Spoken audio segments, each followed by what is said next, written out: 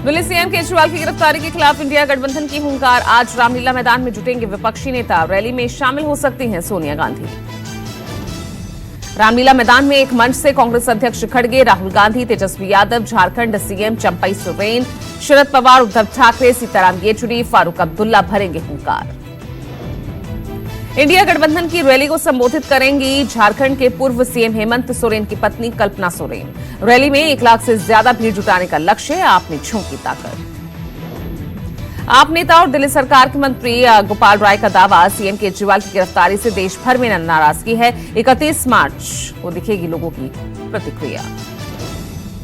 वहीं आज इस महारैली में अखिलेश यादव, टीएमसी सांसद डेरेक ओब्रायन और हेमंत सोरेन की पत्नी कल्पना सोरेन, सीताराम येचुरी, पंजाब के मुख्यमंत्री भगवंत मान भी मौजूद रहेंगे। कांग्रेस नेता जयराम रमेश ने कहा, टीएमसी के साथ हमारा सीट शेयरिंग नहीं, विचारधारा का जनबंधन है। 10 साल से अन्यायकाल जो जनता भुगत रही है, उसके बदलाव का वक्त आ गया है। इस रैली के आयोजन की मुख्य जिम्मेदारी आम आदमी पार्टी के कंधों पर है, जबकि कांग्रेस और अन्य घटक दल रैली को सफल बनाने में सहयोगी की भूमिका निभा रहे हैं। प्रियंका गांधी ने सोशल मीडिया प्लेटफॉर्म एक्स पर पोस्ट लिखकर सवाल उठाए। पूछा, क्या मोदी जी की सरकार को एक स्वतंत्र और सशक्त न्यायपालिका मंजूर नहीं है? प्रियंका ने ट्वीट कर लिखा, इलेक्टोरल बॉन्ड पर सुप्रीम कोर्ट के एक निर्णय से घोटालों की परतें खुली। स्वयं प्रधानमंत्री का न्यायपालिका पर नकारात्मक टिप्पणी करना बताता है कुछ दाल में काला है। आज होने वाली रैली पर कांग्रेस नेता जयराम रमेश का बयान सामने आया। कहा, ये लोकतंत्र बचाने के लिए इंडिया की रैली है। जयराम रमेश ने कहा, इंडिया के 28 दलों की रैली है। ये दूसरा शंखनाद है। पहली रैली मुंबई में 17 मार्च को हुई थी।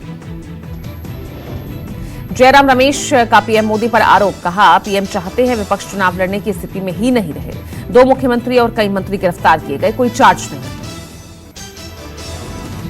दिल्ली में महागठबंधन की महारैली को देखते हुए आज के लिए ट्रैफिक एडवाइजरी जारी की गई है। Barakhamba road, Ranjit Singh flyover, Minto road समेत कई जगहों पर यातायात नियंत्रित किया जाएगा। ये एडवाइजरी सुबह 9 बजे से दोपहर 3 बजे तक लागू रहेगी। राजघाट चौक, मिंटो रोड, डीडीयू मार्ग, मिराज चौक से ट्रैफिक डायवर्जन लगाया जा सकता है। रामलीला मैदान के पास यातायात और पार्किंग को नियंत्रित करने के लिए यातायात पुलिस भी तैनात की गई है और रैली की अनुमति है, लेकिन डीडीयू मार्ग पर धारा 144 लागू रहेगी। जहां राजनीतिक दलों के कार्यालय स्थित हैं, वहां किसी को जाने की इजाजत नहीं होगी। अर्धसैनिक बलों की लगभग 1 दर्जन कंपनियां रामलीला मैदान पर तैनात की गई है। रैली में 20,000 लोगों को आने की इजाजत मिली है। हालांकि आम आदमी पार्टी ने रैली में 1 लाख लोगों के पहुंचने का दावा किया है।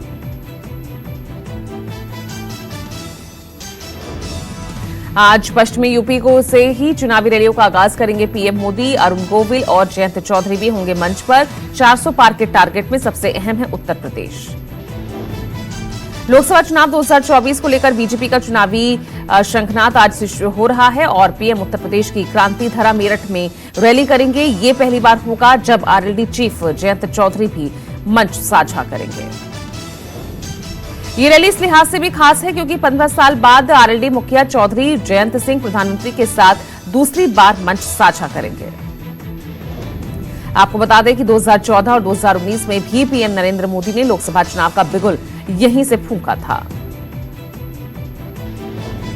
उत्तराखंड में लोकसभा चुनाव में बड़े नेताओं के होंगे दौरे। 2 अप्रैल को प्रधानमंत्री रुद्रपुर में करेंगे जनसभा।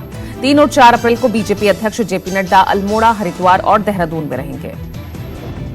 8 से 2 दिवसीय दौरे पर गृहमंत्री अमित शाह संभालेंगे चुनावी मोर्चा। राजस्थान की 7 लोकसभा क्षेत्रों की कोर कमेटी की लेंगे बैठक। पार्टी के वरिष्ठ नेताओं संग बैठक करेंगे शाह। जयपुर, धौलपुर, नागौर, दौसा, चूरू, झुंझुनू और करौली लोकसभा क्षेत्र के नेता होंगे शामिल। सीकर में रोड शो करेंगे शाह। 1 अप्रैल को चूरू में देवेंद्र झांझरिया के समर्थन में अमित शाह भरेंगे हुंकार। 2 अप्रैल को कोटपुतली में जनसभा को संबोधित करेंगे पीएम। कोटपुतली के एलबीएस कॉलेज में राव राजेंद्र सिंह के समर्थन में जनसभा करेंगे पीएम।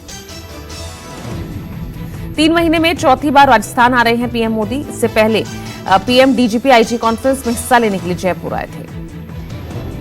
6 अप्रैल को कांग्रेस की सभा में आएंगे सोनिया और राहुल। सभा में खड़गे, सोनिया राहुल और प्रियंका गांधी होंगे शामिल। वहीं आपको बता दें कि केंद्रीय मंत्री चौधरी वीरेंद्र सिंह भी थामेंगे कांग्रेस का हाथ और उनके साथ कुछ विधायक भी शामिल हो सकते हैं।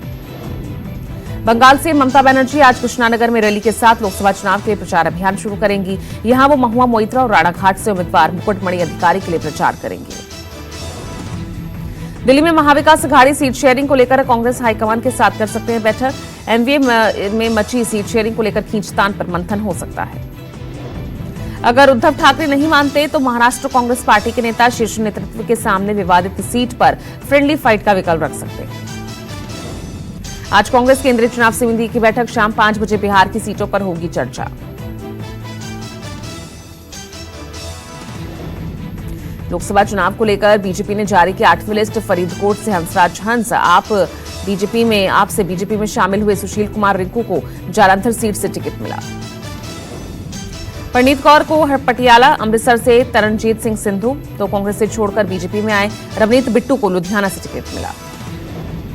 चिराग पासवान ने किया अपने 5 उम्मीदवारों के नामों का ऐलान। जमुई से अरुण भारती, समस्तीपुर से शांभवी चौधरी, हाजीपुर से खुद चिराग पासवान, वैशाली से वीणा देवी और खगड़िया से राजेश वर्मा के नाम को टिकट। एनसीपी शरद पवार गुट की पहली सूची जारी। 5 नामों का किया ऐलान। वर्धा, अमरकाले, डिंडोरी, भास्कर राव, बगरे, बारामती, सुप्रिया सुले, शिरूर से अमोल कोल्हे को तो अहमदनगर से नीलेश लंकी को टिकट दिया गया। आपको बता दें एनसीपी अजित पवार गुट ने बारामती लोकसभा सीट से सुमित्रा पवार को औपचारिक रूप से उम्मीदवार घोषित किया है। कांग्रेस नेता पप्पू यादव ने फिर दोहराई पूर्णिया चुनाव लड़ने की बात। कहा, हमने पूर्णिया की जनता की भावना को राहुल गांधी और प्रियंका गांधी तक पहुंचा दिया है। तो पहले भी कहा, फिर कह रहा हूं कि हमने और पूर्णिया की जनता की भावनाओं को अपने आदरणीय नेता राहुल गांधी जी, प्रियंका गांधी जी तक हमने पहुंचा दिया और मुझे भरोसा ही नहीं, उम्मीद है कि उनका पूरा आशीर्वाद स्नेह हमारे साथ भी पूर्णिया की जनता के साथ मिलेगा। राष्ट्रीय लोक जनशक्ति पार्टी के प्रमुख पशुपति कुमार पारस ने ट्वीट कर कहा, हमारी पार्टी आरएलजेपी एनडीए का अभिन्न अंग है। पीएम मोदी हमारे नेता हैं और उनका निर्णय हमारे लिए सर्वोपरि है। बीजेपी मैनिफेस्टो कमेटी का ऐलान। राजनाथ बने अध्यक्ष, निर्मला सीतारमण संयोजक, समिति के 4 राज्यों के सीएम समेत 27 सदस्य शामिल।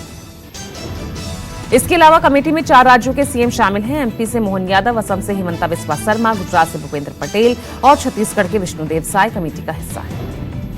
मैनिफेस्टो कमेटी में अर्जुन मुंडा, किरेन रिजिजू, अश्विनी वैष्णव, शिवराज सिंह चौहान, वसुंधरा राजे और स्मृति ईरानी जैसे बड़े नाम भी शामिल हैं। चुनाव प्रचार के दौरान केंद्रीय राज्य मंत्री संजीव बालियान के काफिले पर हमला, गाड़ियों पर किया गया पथराव। घटना मुजफ्फरनगर की है, जहां ग्राम प्रधान के घर पर कार्यक्रम हो रहा था, तभी कुछ असामाजिक तत्वों ने घटना को अंजाम दिया। पथराव होते ही संजीव बालियान के समर्थक सक्रिय हो गए। पथराव करने वाले युवकों को पकड़ने की कोशिश करने लगे, लेकिन वो खेतों के रास्ते फरार हो गए। 8 बजे थाना क्षेत्र खतौली के गांव मडकरीमपुर से पथराव की सूचना प्राप्त हुई, जिस पर तुरंत थाना प्रभारी खतौली, मैं फोर्स के पहुंचे और इसके बाद क्षेत्राधिकारी खतौली और मैं एसपी सिटी मौके पर पहुंचे। यहां गांव में पहुंचकर जानकारी की गई तो ये पता चला है कि आज शाम को गांव में भारतीय जनता पार्टी के प्रत्याशी द्वारा एक जनसभा की जा रही थी। इस जनसभा के दौरान कुछ असामाजिक तत्वों द्वारा पहले नारेबाजी की गई और फिर उसके बाद में जो बाहर गाड़ियों का काफिला खड़ा था उस गाड़ियों पर पथराव किया गया। उनमें से कुछ गाड़ियों के शीशे टूटे हैं। गांव में अभी वर्तमान में पूरी तरह से शांति व्यवस्था कायम है और कोई कानून व्यवस्था की समस्या नहीं है। इसके अतिरिक्त इस पूरे प्रकरण की गंभीरता से जांच की जा रही है और इसमें तहरीर प्राप्त कर सुसंगत धाराओं में मुकदमा पंजीकृत किया जाएगा। और अपने भाई मुख्तार अंसारी की मौत पर अफजाल अंसारी का आरोप। कहा, मुख्तार अंसारी को मारकर रास्ते से हटाया गया। समय आने पर हम इस बात का पुख्ता सबूत देंगे कि उन्हें जहर देकर मारा गया। जिस तरह के घटनाक्रम में मुख्तार अंसारी को खत्म किया गया, रास्ते से हटाया गया,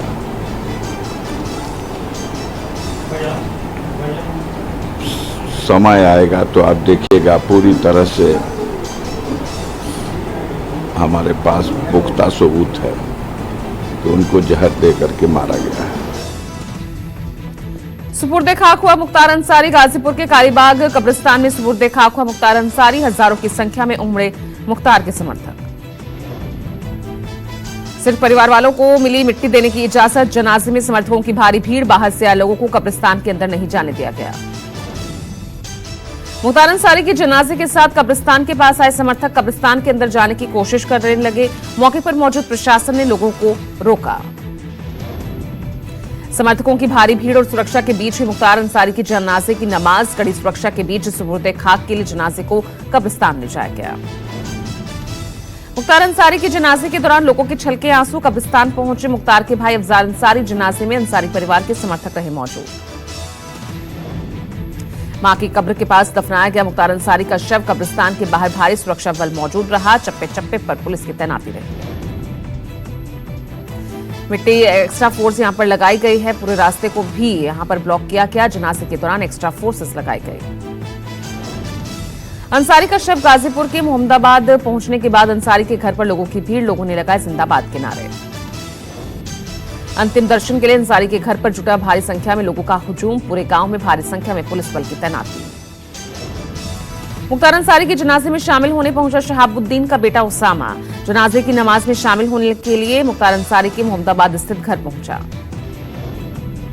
लालकृष्ण आडवाणी समेत 5 लोगों को भारत रत्न। समारोह में सबसे पहले राष्ट्रपति द्रौपदी मुर्मू ने MS स्वामीनाथन को मरणोपरांत भारत रत्न से सम्मानित किया। कर्पूरी ठाकुर, चौधरी चरण सिंह, PV नरसिम्हा राव, स्वामीनाथन को मरणोपरांत भारत रत्न। सरकार ने हाल ही में लालकृष्ण आडवाणी समेत 5 लोगों को भारत रत्न देने का ऐलान किया था। लालकृष्ण आडवाणी के खराब स्वास्थ्य को देखते हुए उनके आवास पर जाकर दिया जाएगा भारत रत्न। 31 मार्च को राष्ट्रपति द्रौपदी मुर्मू यानी आज उन्हें घर जाकर भारत रत्न से सम्मानित करेंगे। कर्पूरी ठाकुर को भारत रत्न से सम्मानित किए जाने को लेकर चिराग पासवान ने कहा, यह बिहार के सभी लोगों के लिए गर्व का क्षण। भारत रत्न समारोह को लेकर दिल्ली पहुंचे बिहार के उप मुख्यमंत्री सम्राट चौधरी ने कहा, बिहार के पूर्व मुख्यमंत्री कर्पूरी ठाकुर को भारत रत्न प्रदान करने के लिए प्रधानमंत्री मोदी का धन्यवाद।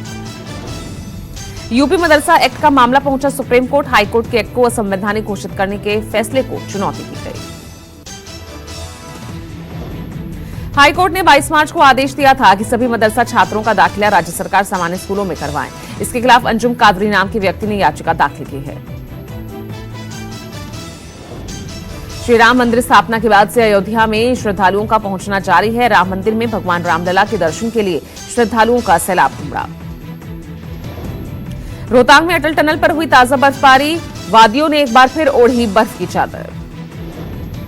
जम्मू कश्मीर के सोनमर्ग के हंग के पास हिमस्खलन। भरभराकर गिरी बर्फ में कई पर्यटक फंसे।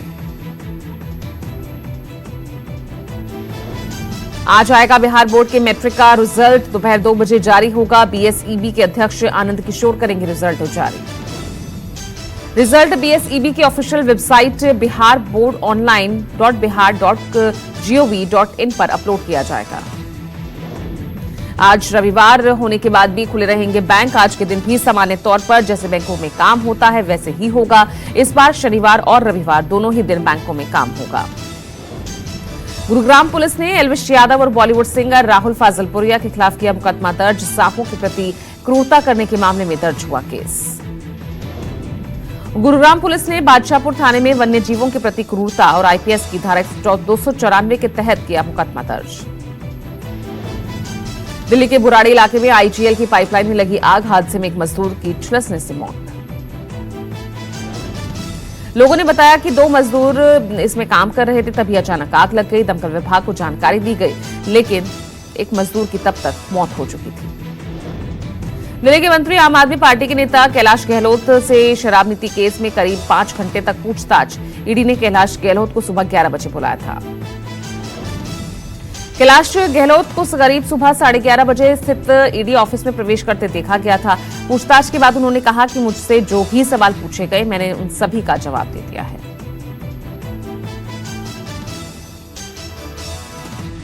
देखिए, मैं बार बार यही रिपीट कर रहा हूँ कि क्या पूछा गया। पॉलिसी के बारे में जितने भी हर पहलू पे चर्चा हुई और उन्होंने सवाल किए और उनका जितने भी मेरी बेस्ट ऑफ नॉलेज और जितना भी मुझे याद है वो सारे सवाल के अच्छे तरीके से जवाब।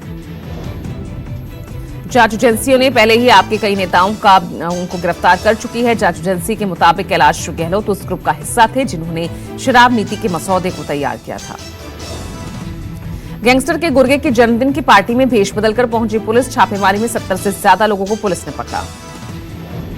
दिल्ली के अशोक विहार के बैंक्वेट हॉल में चल रही थी गैंगस्टर के गुर्गे की जन्मदिन पार्टी। तमंचे पर चल रहा था डांस। पुलिस ने बैंक्वेट हॉल को सील किया। दिल्ली एनसीआर में हथियार तस्करी करने वालों से खरीदी गई थी छापेमारी में बरामद पिस्टल। पुलिस ने करीब आधा दर्जन के खिलाफ आर्म्स एक्ट में मामला दर्ज किया। देवरिया जिले में दर्दनाक हादसा। घर में चाय बनाने के दौरान सिलेंडर फटा। सिलेंडर फटने से महिला समेत 3 बच्चों की मौत। यूपी के बुलंदशहर में निर्माणाधीन पुल के 2 बीम गिरे। गंगा नदी पर किया जा रहा था पुल का निर्माण। राजस्थान के कोटा में स्क्रैप